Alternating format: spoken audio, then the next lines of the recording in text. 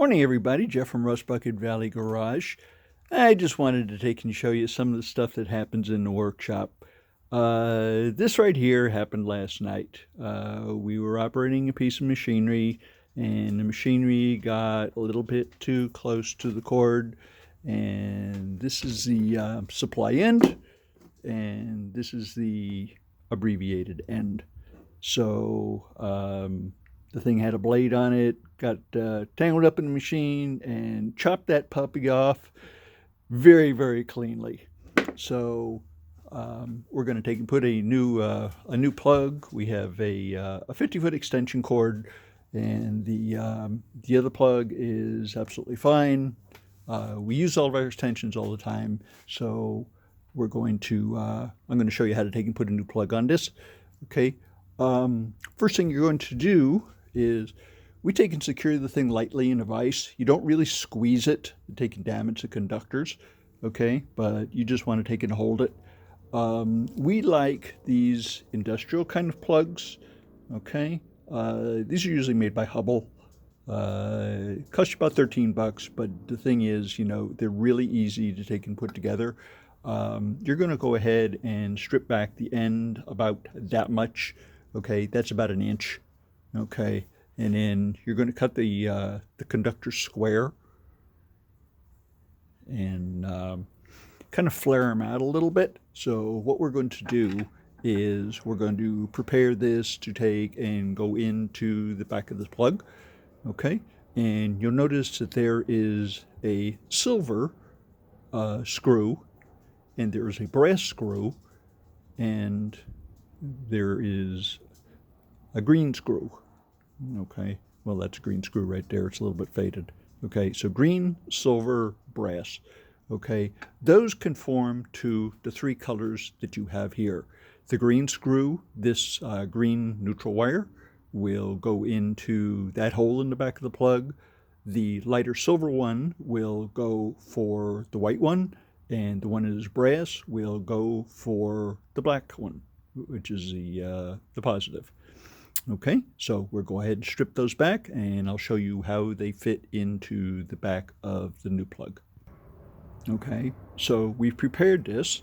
We've gone ahead and stripped back about 3/8 of an inch of wire, and since this is a flexible cable for utility use, temporary utility use only, these are going to be stranded conductors.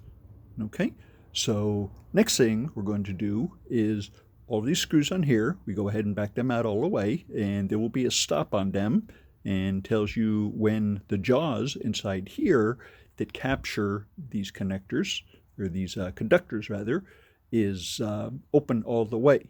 So we'll go ahead and we'll place those in there just like that. We've already taken the body and we put it down here.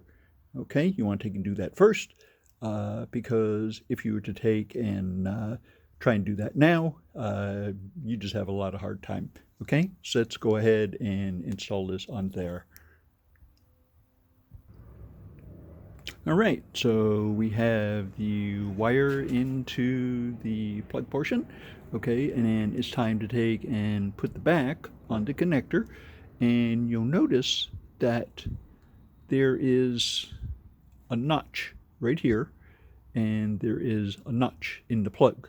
You have to take and line those up, and then your fastening hardware will go into the three little wells here. Okay, and then you just take a screwdriver, small screwdriver, and go ahead and give these a couple of turns, and that will take and draw the plug onto the body. The reason that you take and make these leads here so short is because if you make them any longer, this strain relief right here will grip onto the wire instead of the casing, and you don't want that because it'll lead to an early failure. Okay, so let's go ahead and finish it off. Okay, so we have the back shell tightened up. Okay, we've taken and tightened up these three screws on here. Okay, one thing's nice about these Hubbell connectors is this right here is a 16 gauge conductor cable. If you are using something bigger, okay, maybe maybe something like this. This is a 10 gauge. Okay, you can use the same connector, okay, and they have a little piece here that comes out. You just pry it out with a screwdriver, and then the strain relief will accommodate the larger one. Okay, so this repair is finished, and we have a 15 amp plug on here, where if you have a plug that has one blade up and down and one blade left to right, okay, that would be a 20 amp plug. Okay, and not all places have those type of sockets available. Some are dual, where they have both. Okay, but we only use the 15 amp ones, because but the heaviest thing we use on extension cord draws about 13 amps.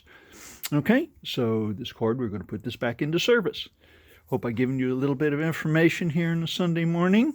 And stay warm and dry. Hope you have a wonderful rest of your weekend. And we'll see you next time. Please subscribe and have a good day.